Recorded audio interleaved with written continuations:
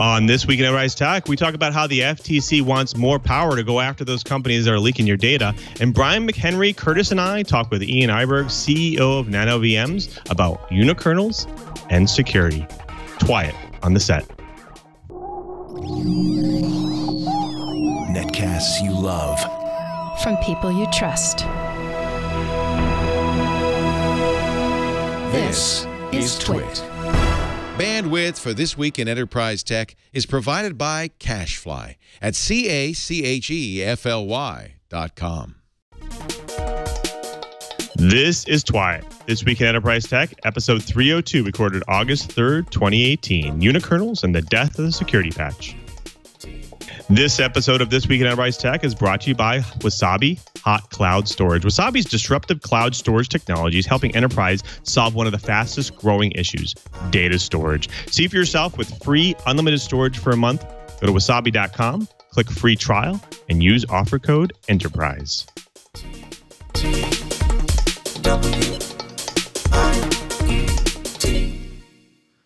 Welcome to This Week in Enterprise Tech, the show that's dedicated to you, the enterprise professional, the IT pro, and the geek who just wants to know how this world is connected. I'm your host, Louis Moresky, your guide through the world of enterprise, but I definitely do not want to guide you by myself. It'll help from my friends, starting with Mr. Curtis Franklin, senior editor at Dark Reading. Curtis, you're almost up to 800 interviews now for Black Hat, right? It seems that way. I was looking at my calendar, and it is a pure sea of green for meetings, interviews, and all kinds of fun from roughly early Monday afternoon until I get on a plane the following Sunday. My time is pretty well spoken for, but I tell you what, I'm looking forward to it. I've had some interviews already with some of the people doing presentations, and this is going to be an exciting week in the world of security. That's awesome. I wish I had a chance to go. I just can't get away. But maybe next year we'll have to live vicariously through you. Thanks, Curtis. Of course, joining our group of misfits here. Of course, our newest co-host in crime, Mr. Brian McHenry. Bam! From F5 Networks. Brian, it's super great to have you back. Hey, thanks, Lou. So you guys are working hard. I heard you guys are being leaders in web application firewalls now, right? Yeah, a lot of good press around the advanced web app firewall release. We're actually gearing up. I'm going to miss Black Hat as well, which is a little unusual for me. But I am looking forward to the following week in Boston. F5's big customer conference called Agility is happening. And I've got a lot of meetings and gatherings and some presentations to do there, and it's always a good time. Fantastic. Everyone gets to do all fun traveling. One of these days I'll be able to get away.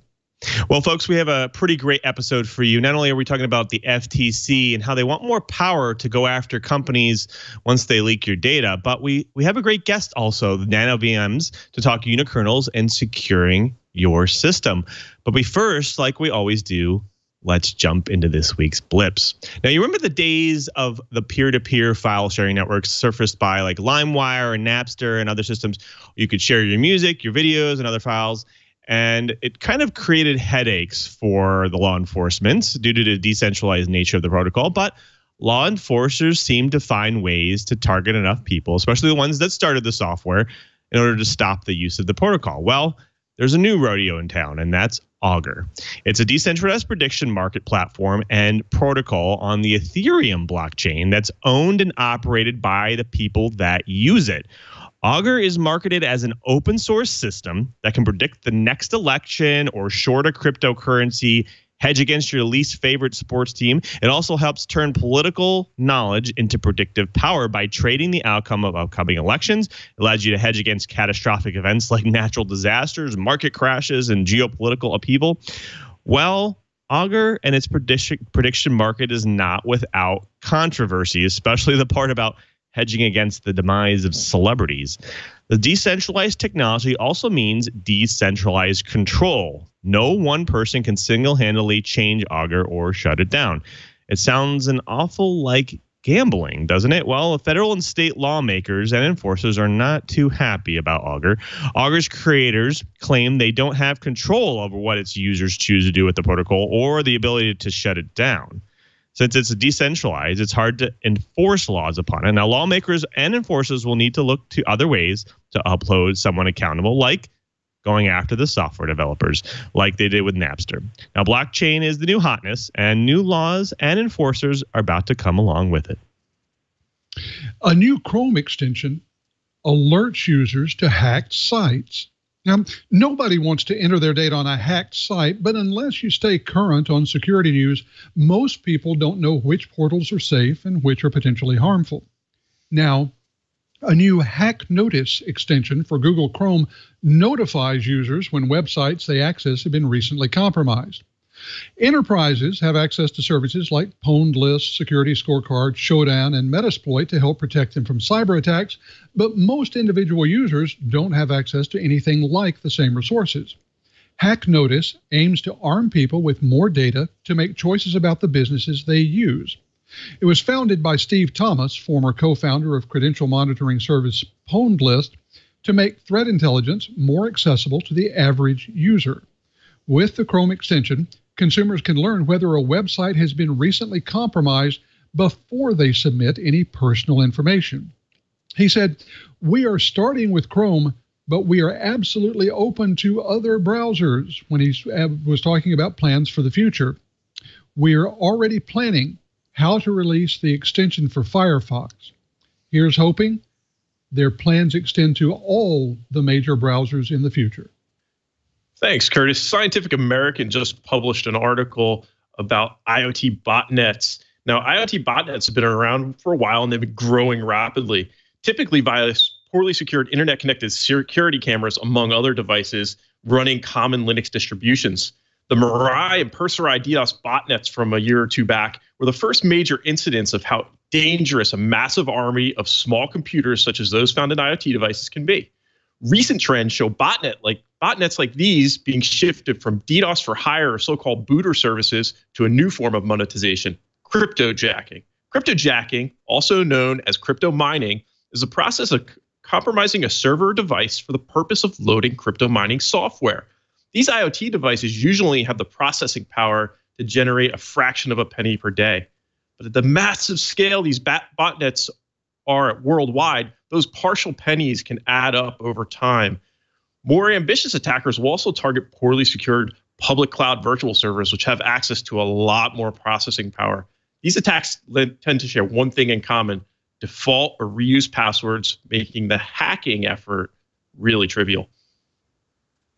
Now, in other news, more blockchain. So Curtis did predict it was the year of the blockchain, and now we all know that there's money being made off of all our information. Well, the new blockchain startup Alpha Token isn't going to take it anymore. They're developing a new web browser starting with Android and iPhone that lets you stay in control of your data as you surf and search the internet. It even lets you track your uploads, YouTube style, and where they go. Now, users utilize public and private keys to digitally sign and secure transactions within the system. The use of the blockchain technology allows users to transfer any type of information from web surfing to file sharing. Now, for now, the new Alpha browser is invite only, but beta testing and adding content to the network is happening every day, which is seeding the system. Now, one day soon, it will be ready for the rest of us. I have a feeling Richard and Pied Piper might want a piece of this new tech too. Hey, is Reddit going to finally kill SMS two-factor authentication? Earlier this week, Reddit disclosed a serious intrusion that fortunately didn't result in a massive data loss. Instead, according to Reddit's engineering staff, quote, "We suspect weaknesses inherent to SMS-based two-factor authentication to be the root cause of this incident," end quote, an incident that exposed old user data and hashed credentials. In his announcement of the scope of the breach, the firm encouraged fellow security professionals to move to token-based authentication. The way Reddit was breached is a common attack that takes advantage of unwarranted faith in SMS-based two-factor authentication. How well known is that weakness? Well, NIST Special Publication 800-63 Guidelines recommends restricting the use of SMS for OTP and advises completely removing OTP, or one-time password, generation via email. Still, some security professionals correctly argue that SMS-based two-factor authentication is better than nothing. Ilya Kolachenko, CEO of High-Tech Bridge, said, quote, when most business-critical applications have serious vulnerabilities varying from injections to RCE, two-factor authentication hardening is definitely not the most important task to take care of, end quote.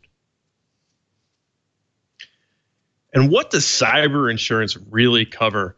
In a news item reported on by both Slate and Krebs Security, high-profile compromises have become more commonplace. Many organizations sought cyber insurance policies to protect them or mitigate the risk of losses in the case of a data breach. The National Bank of Blacksburg in Virginia lost $2.4 million combined in two different data breaches in 2016 and 2017. When the bank made a claim on their policy with Everest National Insurance Company, the payout was only $50K. The bank is now suing the insurance company for breach of contract. The cyber insurance industry is booming. Since data breach notifications became mandatory in most U.S. states in 2005, the market for cyber insurance has grown from about 180 million all the way to 1.5 billion in 2015. Insurance giant Aon projects that this will grow to almost $6 billion by 2020. I called this out in an article on informationsecurity.buzz.com a couple of years ago, but the big catch in these cyber insurance policies will be providing due diligence about what defines a loss due to cybercrime versus other forms of theft. The point of contention in this case being whether this loss was the result of cyber attack or a debit card / ATM compromise. If your organization is considering cyber insurance or has a policy in place, I suggest you take a close look at the fine print to ensure that your cyber threats and risks are very well aligned with the policy fine print. Don't let those insurance companies off the hook for paying out just by having a technicality. Now, we're all familiar with Duo Security. We've had them on episode 297. We talked a little bit about Zero Trust and SSO, and they've even helped Cheebird on his SSO dongle woes. Well, this latest news shows you just how cutting edge and relevant our guests and topics are. Cisco announced Thursday it will buy cybersecurity company Duo Security for $2.35 billion in cash and stock. Now, Cisco's security business grew about 11% in the fiscal third quarter, almost 3 times the rate of the company's overall growth. Still, security accounted for only 4.7% of total sales, as Cisco continues to count on hardware like switches and routers for the bulk of its revenue. Well, it's now time to start worrying about security.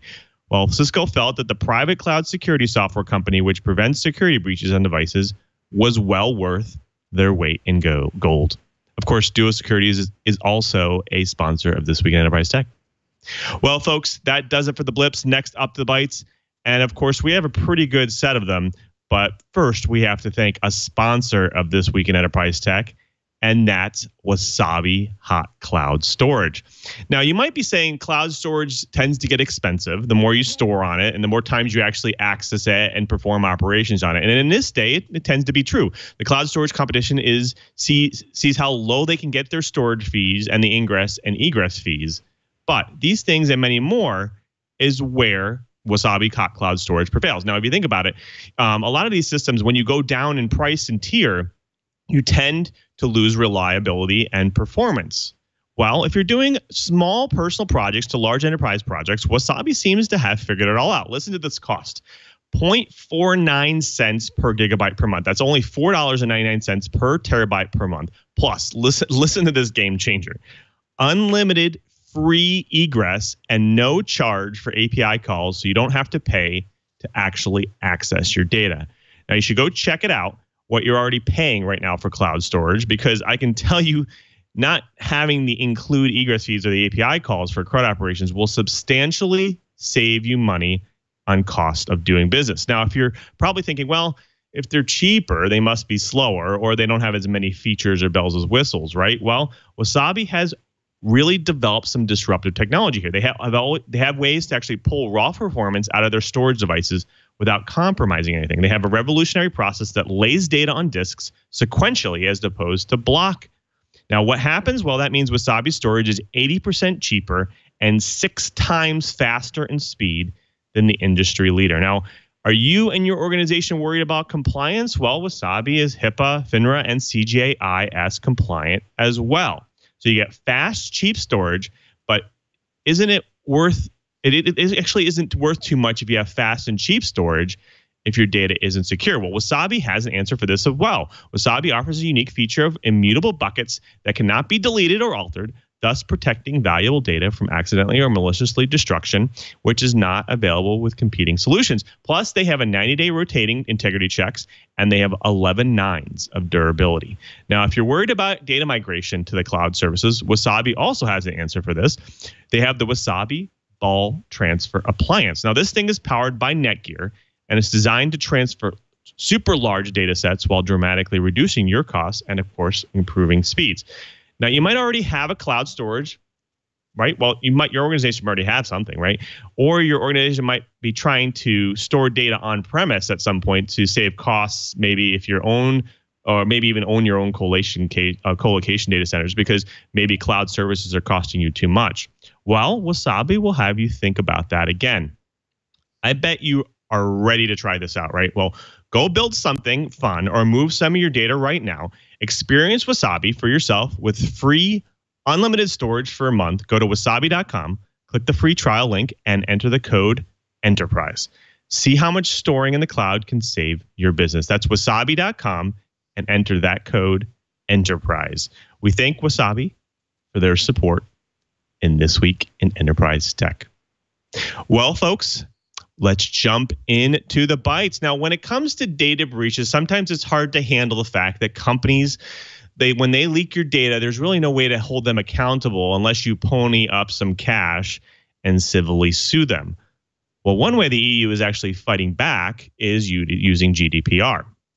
Now, currently, the FTC kind of lacks sharp teeth here when it comes to fighting back against privacy and data security issues. In fact, the FTC, the Federal Trade Commission, they want some power back. They want to fight back, and they're looking for ways to actually increase their power and regulatory authority, including the ability to enforce civil penalties when it comes to data security. Now, since 2002, the FTC has gone after over 60 companies. Now, they believed to have engaged in these companies potentially have been engaged in deceptive and unfair cybersecurity practices or didn't protect consumers' data. Now, they weren't always successful in these cases. Like in the case of LabMD, which this company actually failed to protect the security of their customers, including their medical information. And in the data breach, they had over 10,000 people actually affected by this. Now, the FTC thought they had won when a federal court actually tried to force LabMD to change their security practices, but then a repeal ruling happened, and the FTC was ordered. The order against them was actually ordered to be removed from LabMD because it was unenforceable because it mandated a complete overhaul of LabMD's data security program while failing to detail how they were supposed to do it. Now, I wish I had Denise Howell on the show again because I'm definitely not a lawyer here, but this sounds like the court decision for LabMD has essentially set up FTC to fail or constrain them in the future, because it seems like they won't be able to impose any broad or comprehensive cyber programs on companies without providing specifics or appropriate to the context of the situation and how to correct them. Now, this basically requires the FTC issue orders with great detail and also depending on the facts of the case. Now, that sounds expensive and time consuming. So I want to throw this over to Curtis first, because we all know at this point, like the FTC really hasn't had too much skin in the game right here, right? They haven't really been regulating too much in the industry.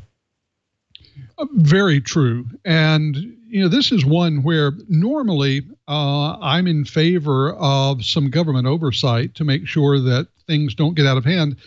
But in this case, the way they went about it was, in fact, I think deeply flawed, because they did essentially say, go change everything without giving any sort of guidance about what kind of changes would meet their okay. So LabMD was in the situation of having been told to change everything. If they did so, there was nothing to say that the FTC couldn't come back at the end and go, well, no, that's not what we meant. Change it again. And the court has said, if you're going to require changes, you have to give more guidance in that. You have to tell them where they're going. And if not, how to get there, at least what you want to see done to make it successful. And I think that's reasonable. You can argue that the commission and other commissions should have more resources to put into making these judgments so that they can, in fact, study the issue and give the organizations very concrete guidelines. But that's a separate issue. That becomes a budgeting and congressional oversight issue. In this case, I agree with the FTC in terms of the broad goal to make consumers safer. I just think the way they were going about it in this case was deeply, deeply flawed. Yeah, I agree. I think they're essentially trying to chip away at the system rather than actually having a framework or a protocol or a bunch of regulation to kind of manage it. And even I don't think that it's sustainable. I mean, it won't. This process technically won't scale if you think about it, because every situation is different for every company. And so if they have to go through in their suits and say, hey, like this is how you're going to go fix your particular situation, it's going to be expensive. And not only that, it's going to be time consuming. And it's going to take up their organization's time, and so they can't go focus on other bigger fish. So I guess I'm going to throw it over to you, Brian. I think, in this case, there's when it comes to security and breaches, there's a ton of different ways companies can have this problem, right? I mean, you probably see this firsthand is, there's not always one solution or one thing size fits all sort of thing, right? Yeah, so a couple of the blips this week actually highlight that, right?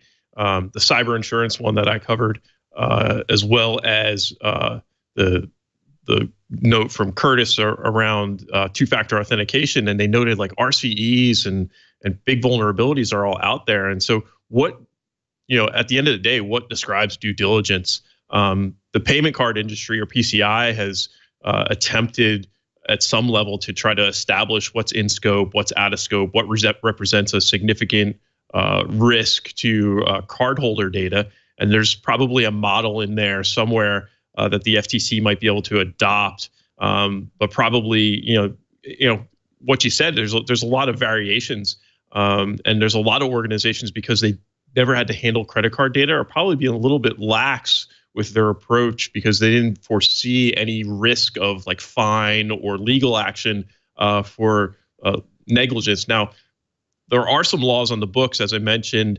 Since 2005, most states have data breach disclosure laws on the books. So there are things, are ways that some of this stuff can be actionable. But again, it's not real clear. It's not real clear what's the minimum due diligence to secure a web application. What's the minimum due diligence to secure a point of sale terminal in a store? We have some ideas.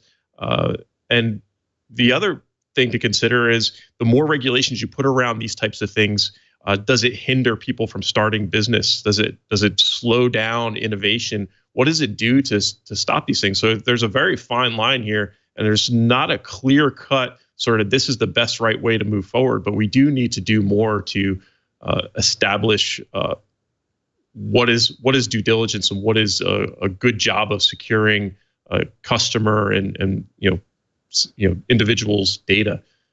Right. Now, I want to quote actually the FTC's chairman here, because he says it pretty interesting. The commission must continue to prioritize, examine, and address privacy and data security with fresh perspective. One way in which the agency plans to inform its work is through the recently announced hearings on competition, consumer protection in the 21st century, which will begin this fall. The Commission's remedial authority concerning privacy and data security will be a key topic in these hearings, and the comments and discussions on these issues will be one source to inform the FTC's enforcement and policy priorities. Now, it sounds like, it doesn't seem like they really have a plan here, other than that they're going to go and discuss it, and let's maybe, talk about potential regulation. Curtis, what do you think? It's time that they need to actually point out, hey, maybe it's time for us to point out something like GDPR or something to start protecting customers' data? Well, I think that something like GDPR would be amazing. I also think that it hasn't a snowball's chance in hell of being implemented in the U.S. Even with California's much, much, much more limited version of consumer privacy, some industries are running around like their hair's on fire. What I do think we could use, to be honest, is some organization, and I think NIST is probably the right organization to do this, to set up some additional standards. You know, they do define security for the government. And I think if they were to broaden their mandate to look at defining security, defining privacy for non-governmental organizations, then that would be a reasonable starting point for bureaus and agencies like the FTC who wanted to have a basis for making regulations.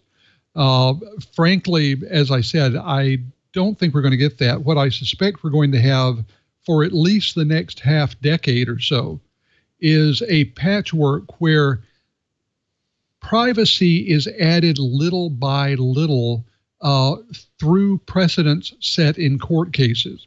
But let me throw in one wild card here. You know, privacy, much of it is based on what's called the reasonable man standard. In other words, what would just a reasonable citizen think is private? What would a reasonable person think is adequate security to protect that privacy? And things like Facebook and Twitter and other overly sharing social networks are changing the definition of what a reasonable citizen might think is private. So look out for that to be used in court cases as well. I've heard a couple of legal experts talking about that, and that really is the privacy wild card in the U.S. that is going to disrupt a lot of these efforts to regulate things. Right. So Cheaper's actually in the chat room, and he's saying, you know, listen, we need to establish a minimum security checklist that at least companies have to kind of go through to say, hey, if we're going to maintain customers' data and make it secure, we have to follow at least these minimum checklists, or we're going to get sued for it. So I think that's interesting. I think that's Brian, I want to throw it over to you. I mean, we were talking a little bit about GDPR. Is that would that help? Is that going to be helpful for us if we ever tried to implement that? Well, I think it's helpful. I think it's a guiding sort of way to move forward. Say this is possible. This is what we could possibly do to establish better privacy and security standards. Now, the problem is that a lot like other standards we've seen in the past, like PCI, which I mentioned, you can say you're compliant. I think the old joke is that every credit card data breach that's ever happened, they've all been PCI compliant according to the company, but according to PCI, they weren't compliant. So who do you believe? And that's the issue, right? Does establishing a policy and letting users know what your privacy policy is mean you're doing the work? I don't know. I don't know if the answer is there, but I do think establishing policies will help raise the bar and create awareness. I think ultimately, though, consumers and users are going to have to vote with their dollars and say, you know what, this isn't acceptable. This isn't an acceptable way for you to do business, and I'm no longer going to give you my business.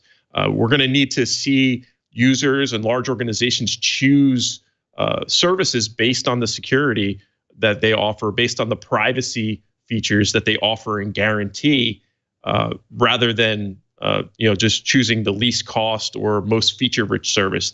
They're going to have to look at security and privacy and vote with dollars. I really think that's the way that we're going to see things change. And I think we have seen some of that change when there have been big data breaches and some businesses have suffered financially due to that. And you see actions being taken by their competitors to not be in that same headline, as well as the actual breach victim themselves not wanting to have that happen to them again.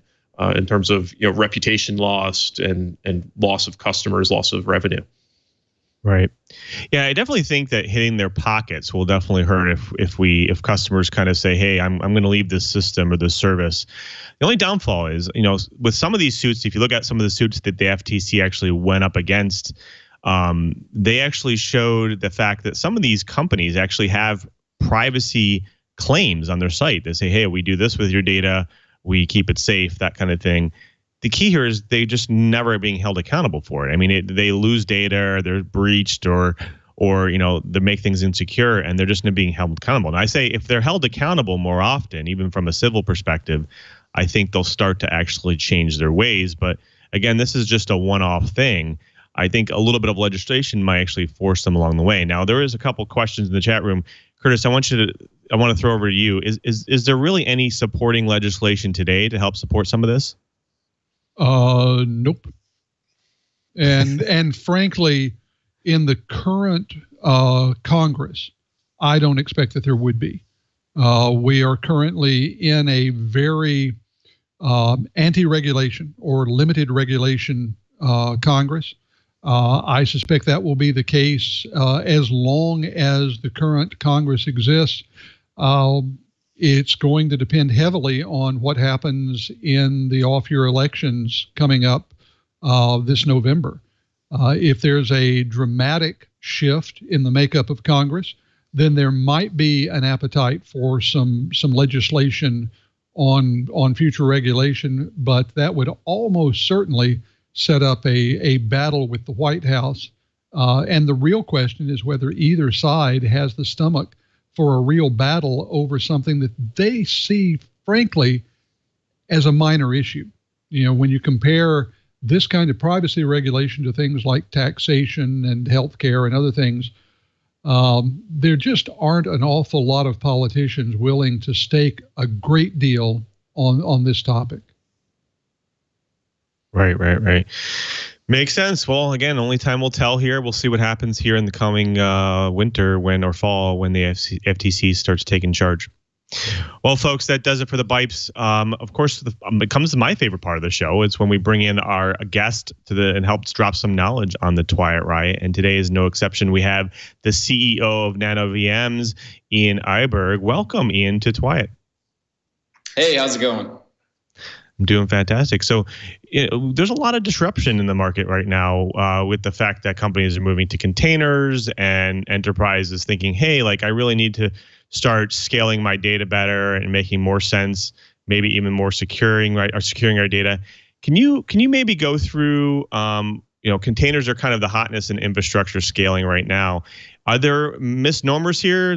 Are we saving costs with containers? Are we securing our data more? Is that why people are moving more to Unikernels and other things?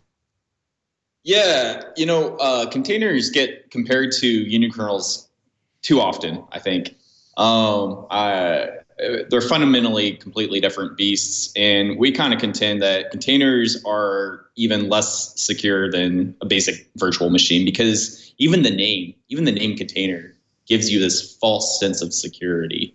It's like it's supposed to contain something, but it doesn't contain anything. It's trivial to break out of them.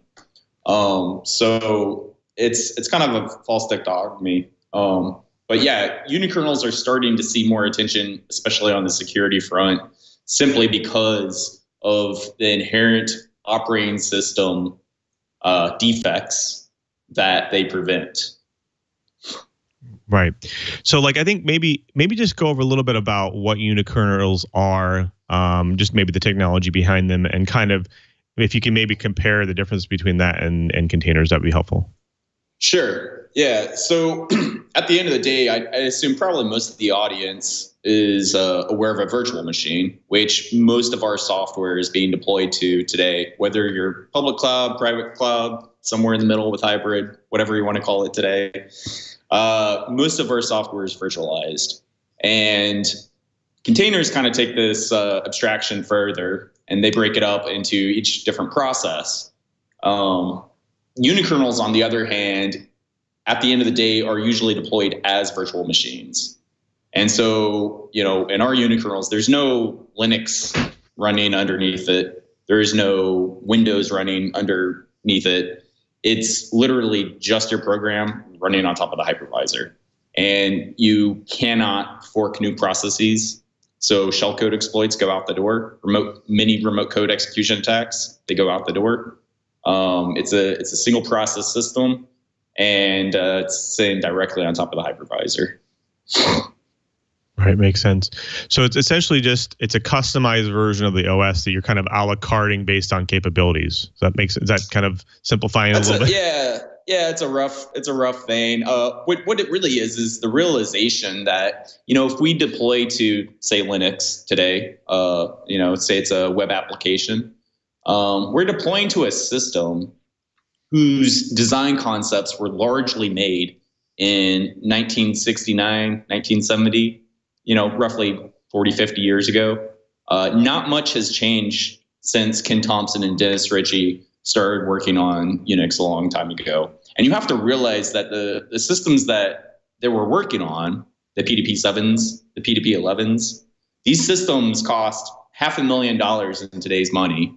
And they took up the entire freaking wall behind me. Like, they're huge. So they had to support multiple programs because they had to support multiple users using these computers. But you fast forward today in 2018, when this is being filmed, and we have virtual machines everywhere. Even small companies here in San Francisco, 20-person companies, they'll have like 100 virtual machines that they're managing.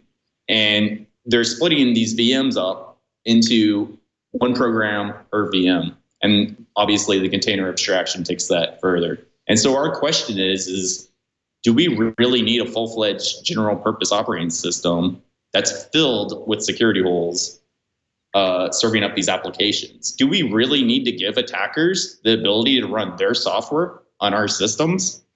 And Unikernels are saying, no, we don't need this capability. Right. So Google's actually quoted, they have a project, I think it's internally actually, the gvisor project, where they're essentially running containers in isolated VMs. Even some of the VMs have been hardened in some cases to make them more secure. Does this help for containers? Like, does it make it even closer? Or, do you think that they'll just never get to what unikernels are possible doing? Yeah. So I'm glad you brought this up. gvisor is a really interesting vindication of what we've been preaching. gvisor is Google's own admission that containers are inherently insecure abstractions.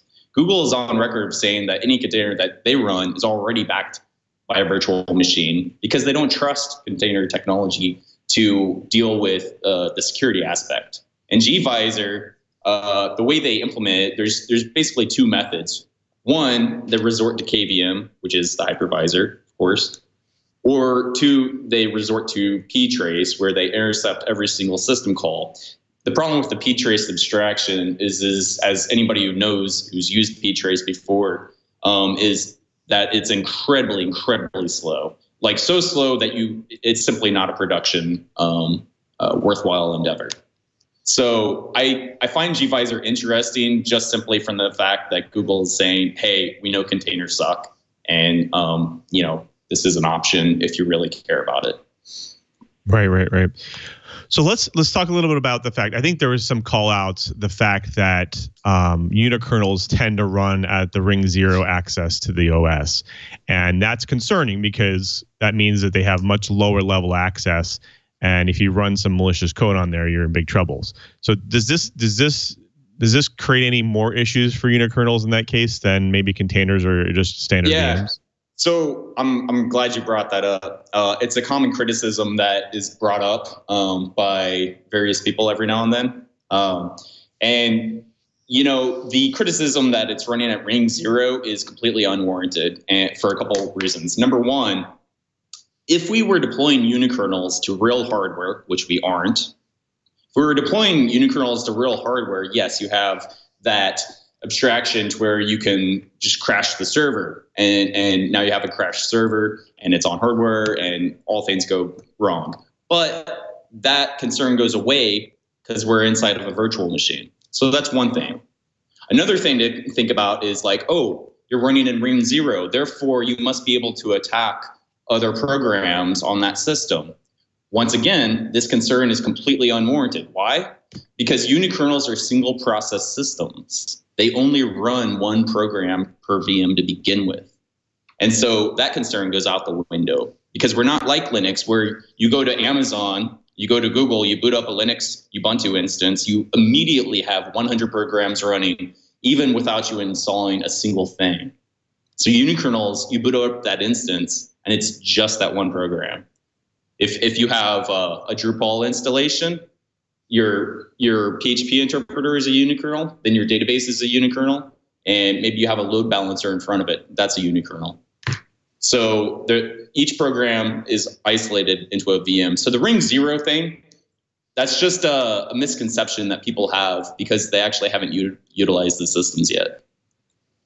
Makes sense. So you kind of talked about this a little bit about performance and the fact that like unikernels, they do different performance. Now question is, how different in performance are they for the containers or the standard VMs?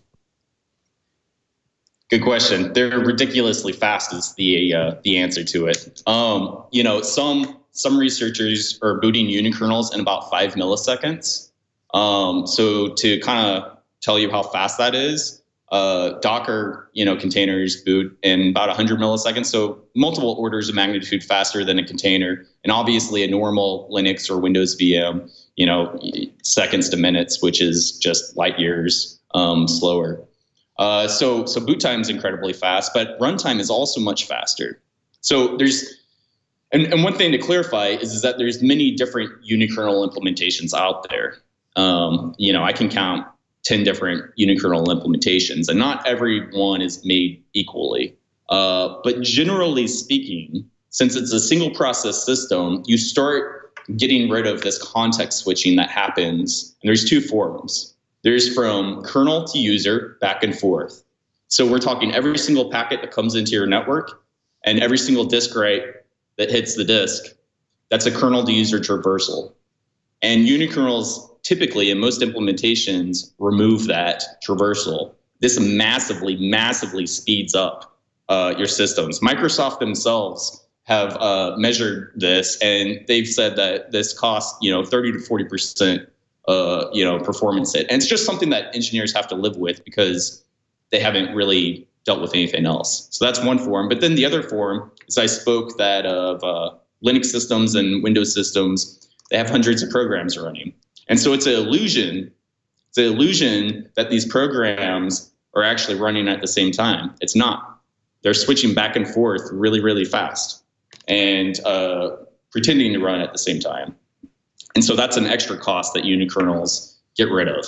And so you can run things like databases like Cassandra. You can run things like MySQL, Nginx, name the software. It's going to run faster in a unikernel implementation. Right. So to touch on a little bit on security, I think I wanted to throw it over to Curtis because he has some questions. I think we talked about a little bit about in the past on our shows about the Apache Struts vulnerability for Equifax, some of these other vulnerabilities that systems have, and so I'll throw it over to Curtis.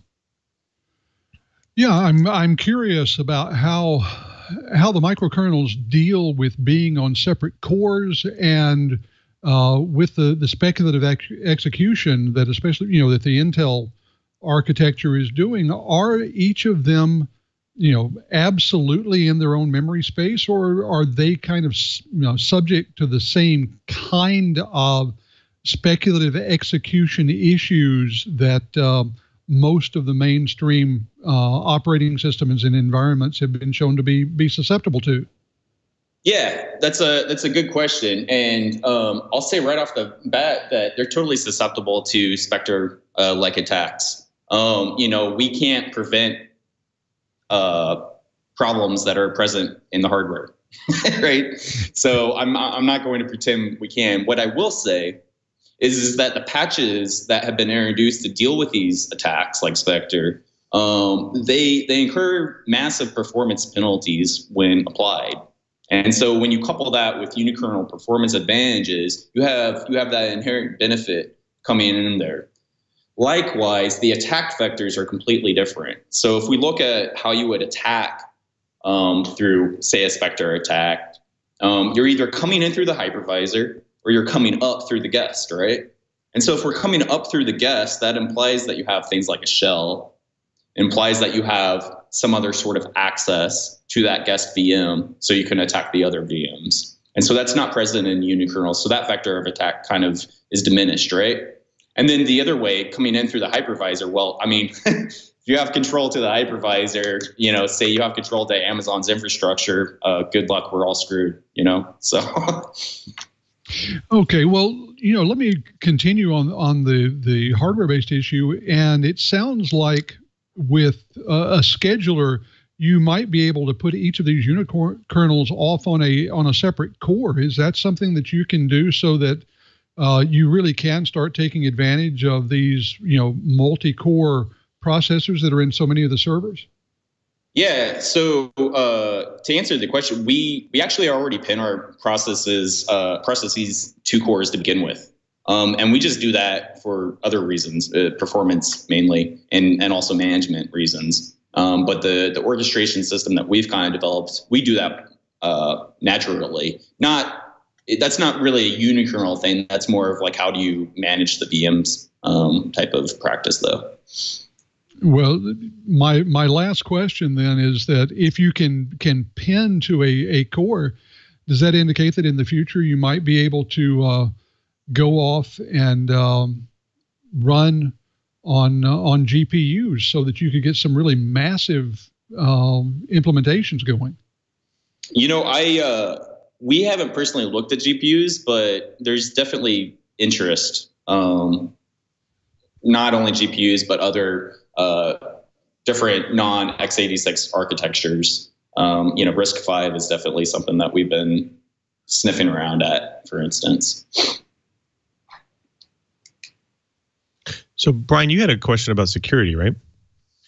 Yeah, absolutely. I come more from a network and web application security background, and I'm thinking, all right, so we contain, say, the Drupal network listener or Apache network listener in a unikernel, and that certainly reduces the scope of what you could actually compromise if you actually compromise that instance. Now, what I'm very interested in is like these network-based attack vectors or application-based attack vectors. If I come in and there's an Apache struts-like vulnerability, and my goal is not to compromise the machine itself, but rather, compromise the data. Does this help me in that regard? Does it help mitigate that risk in any way?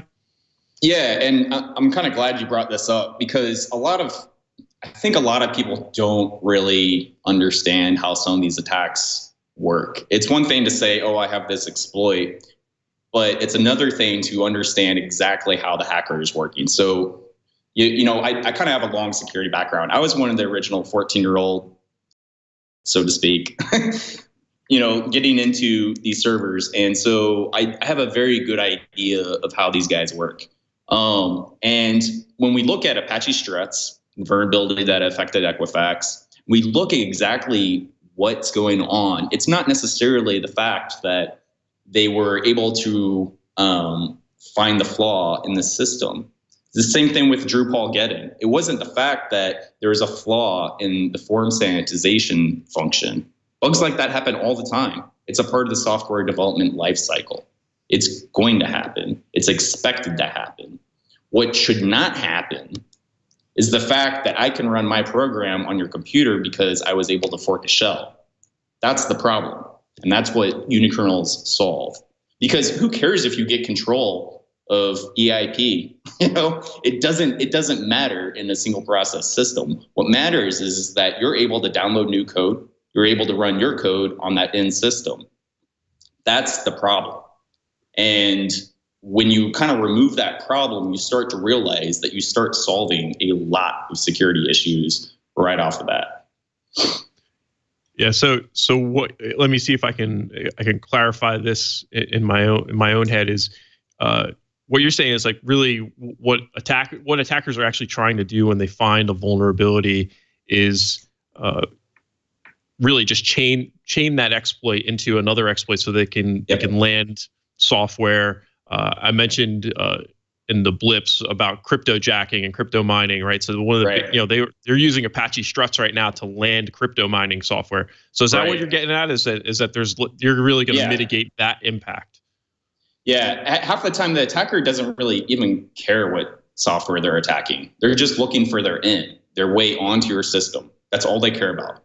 I mean, that's why they employ these mass scanning, looking for struts, looking for the Drupal version that's affected. They don't care that it's that particular bug.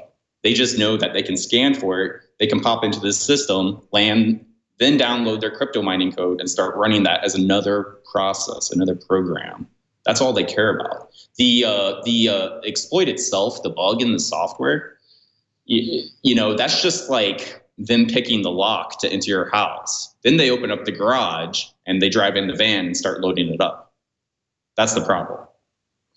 Right. So I want to do a little bit of a shift here. Like, I think there was a little bit of some criticism in the field around, I think it was CTO of Joyent that said, hey, like, listen, unikernels are very useful, but there's not a lot of tooling around them. So there's a lot more tooling around VMs and containers. And so there needs to be more of community involvement here, more useful organizations coming up and developing tools. And so it makes it harder for them right now to be utilized. Is that true? Is that things kind of turning around for unikernels? Yeah, I think so. The whole debugging argument's kind of ridiculous. And it kind of depends on what context of debugging you're talking about. I'll say this, before we were working with unikernels, we actually ran an application performance monitoring company that produced this software. And guess what worked out of the box in a unikernel when we booted the first Go unikernel? That's right. We were able to see all the panics. We were able to see all the garbage collection, memory, everything. And then, Brendan Gregg, who also worked with Brian, like a week after that blog post came out, he showed flame graphs of him debugging and profiling unikernels. And our own unikernels, we use, if we're debugging the kernel side itself, we use GDB like any normal person would for a C code base. However, if it's one of the interpreted languages like Ruby or Python, the same debuggers work just as well there. All the observability tools, if that's the way the conversation swings, every tool that I've kind of checked out works out of the box. So I think it's a very unfounded criticism coming from the containerati, because they do kind of they are kind of disappointed that that ecosystem that they built up could be kind of completely swept away if unikernels kind of took off as an infrastructure paradigm. Right. So that's a pretty bold statement. Which one? That unikernels could kind of sweep away the container paradigm. Yeah, I mean, I'm not really. I mean, I have no interest in the container stuff. So it's that's just, I think, what a lot of people see, and I think that's where some of that criticism comes from. So I think one of the maybe interesting things that happened with containers that pushed it to the next level of utilization in a lot of large organizations. It went from sort of these side project things where people were trying to spin up things quickly and it was easier to deal with in a virtual machine. And then it went from, sort of skunkworks lab tool to main production tool was management and orchestration suites like Kubernetes that make it possible to deal with the really large number of containers that tend to end up being instantiated. Now, I could see unikernels being a lot more unikernels, like an order of magnitude more unikernel instances than container instances, which begs the question of management and orchestration suites, not just debugging, but actually, keeping track of everything that's running and being able to spin it up and down when needed in a way that's meaningful and aligned with what's going on in production environments. Yeah, I think we do see people starting to explore with things like serverless, function as a service. And I think those abstractions are going to kind of deal with the orchestration issue there. So, there are other orchestration frameworks out there. The people that we mainly deal with, they're mainly dealing with VMs that are instantiated for, a given lifetime, at least up until certain code changes. But then there's also installations where it's, a database and it just sits there for months at a time, or a year. So it kind of depends on what you're working with, but there are unikernel companies that are working with serverless type of stuff. So are there specific integration points for NanoVMs with things that our listeners might already be using in their organizations? Or is there a way for them to get started and start to peek into this technology and figure out how it can help them solve some of the problems that you've talked about? Yeah, I mean, obviously, if there's any security concerns, that's definitely something to be looking at. Likewise, if you're wanting to eke out some performance from, say, a database or a web server, not spending so much on Amazon, for instance. I know a lot of your listeners who might be Amazon customers might have $20,000 a month bills, might have $100,000 a month bills. That's largely because of the way developers instantiate virtual machines today. And it's not because we're dumb or anything. It's just those are the tools that we have, and we're trying to use the hammer, and we should be using a screw gun type of thing. So any web-based application software makes a great fit for Unikernels, web servers, app servers, databases. The whole microservices movement that fits hand in glove with Unikernels. So yeah. So what's the tip? So for a typical web application, how many Unikernels am I looking at for database, app server tier? What's that footprint look like? How many services? How many Unikernels am I spinning up? Well, I would say that it's going to be 1-to-1, depending upon your VM workload today. Because once again, if you look at how developers are actually pushing out their applications, they're already isolating programs per VM. These are the web servers. These are the database. These are the queue servers. These are, whatever it is. They already isolate them per VM anyways, except it's in this big honking monolithic operating system that's filled with security holes. It's not patched and, has 1,000 different ways to screw the company over. Yeah, I mean, I think it's the exact same abstraction layer. If you have 5 web servers sitting behind a load balancer, that's the exact same sort of situation that you would have in the Unikernel land. Likewise, if you have 50 microservices sitting as Docker containers, you would have the exact same number sitting as Unikernel. So it's going to be kind of 1-to-1 on that. Except, considering the performance of these things, you might be able to decrease the amount that you have. What about cost? Oh, sorry, go ahead. No, I'm good. Yeah. Okay. Let's talk about cost.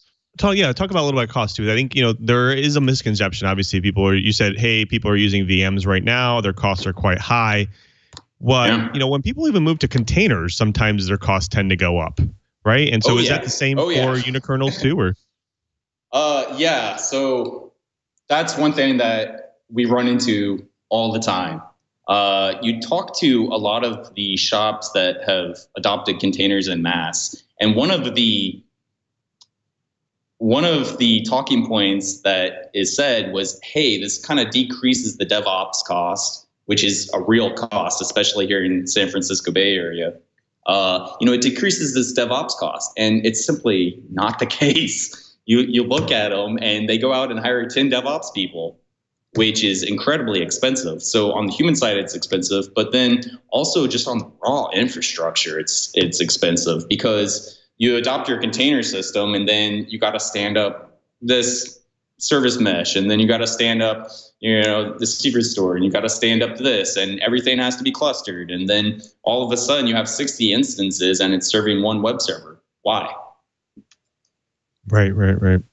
Interesting. So let's shift just for a second, because we're close to running out of time. I wanted to talk a little bit about IoT as well. So like, for instance, Raspberry Pi and other things, because there are some like Unikernel, like Mirage OS on Raspberry Pi, running the Zen hypervisors. So they are running VMs. Is it possible for NanoVMs to be running on IoT, or do you see customers doing this? So yeah, it's a great question. It's not, we don't necessarily mess with IoT at all.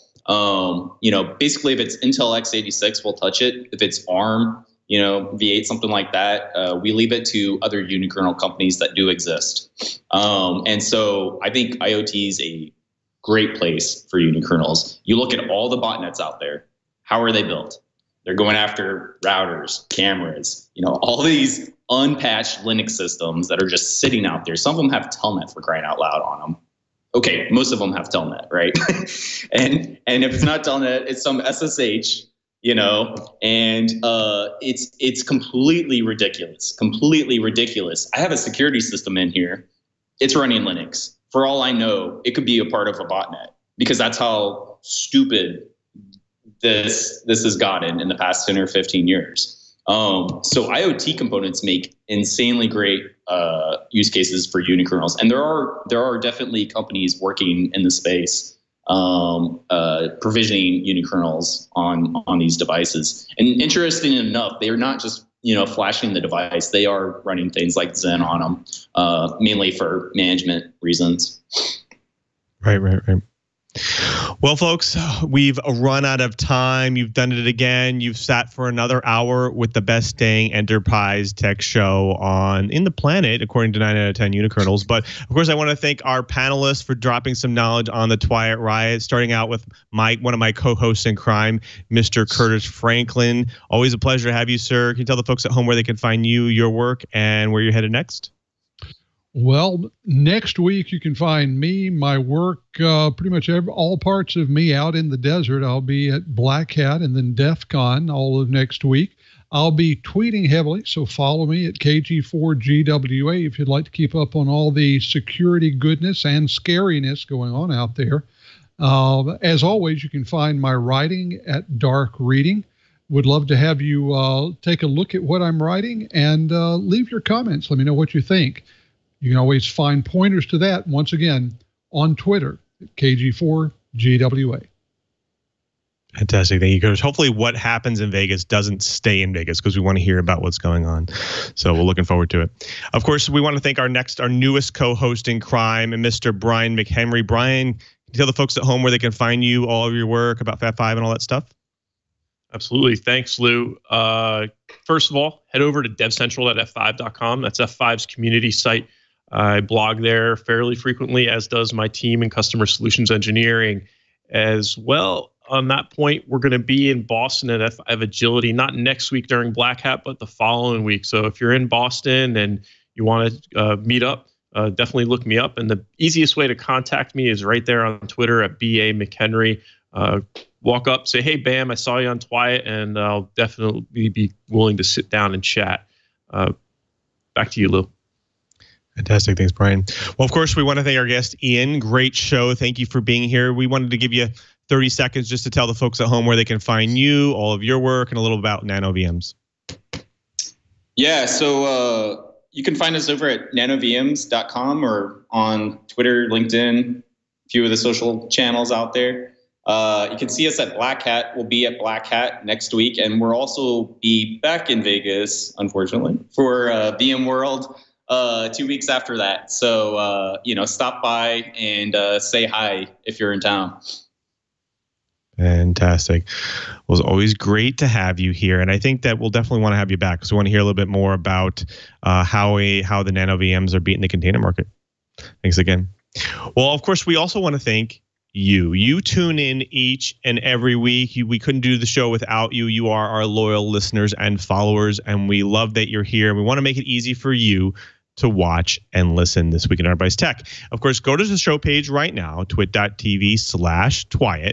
Find all of our back episodes, our latest episodes, all of the show notes, guest information, of course, all the links to the stories that we do during the show. And more importantly, next to the videos is that magic button up there that says subscribe. And of course, you can subscribe to the format of your choice, audio, video, HD video, and of course, on the device of your choice, whether it's phone, tablet, laptop, or desktop. And after you subscribe, we want you to definitely share the show with your friends and family and coworkers, because we love doing this show. And with your support, we can continue to do it. After you subscribe, remember we do this show each and every week at 1:30 Pacific time, right here on live.twit.tv. Come to see how the pizza's made, right? See how goofy we are all around here and what's going on in the background. Of course, if you love joining the show live, you're going to love joining our chat room live, irc.twit.tv. We get a lot of questions. In fact, Cheebert's in there right now, haggling the chat room, trying to get him to ask questions. We actually got some great questions from there today. So jump in there, be live, come help us with the show. Of course, I also don't want to forget, everyone that makes this show possible. Thank you to Leo and Lisa for letting us do this show each and every week and supporting us. Of course, thank you to our tireless producer, Mr. Brian Chi, and of course to all the engineers on the show. Now, also, don't forget, if you want to follow me and some of my interesting discussions that I have, go to twitter.com/UMM. And of course, you can always find my work that I do during my daily job during the day at dev.office.com. And before we sign out, of course, I have to thank my TD for today, Alex. Thank you, sir, for filling in. We have to continue the tradition here. So I guess I'll just ask you, Alex, can you tell us the main topic of the show for today? Oh, geez, that's a good question. What do you think? I don't really remember, but what do you think it is? I think it was networking. Networking. We think it's networking. Fantastic. It's great to see Padre there. Well, unfortunately, both of you are wrong. It's how fast containers are. No, wait. How slow containers are compared to unikernels. But maybe next time we'll get you. And until next time, I'm Louis Maresca saying, if you want to know what's going on in the enterprise, just keep quiet.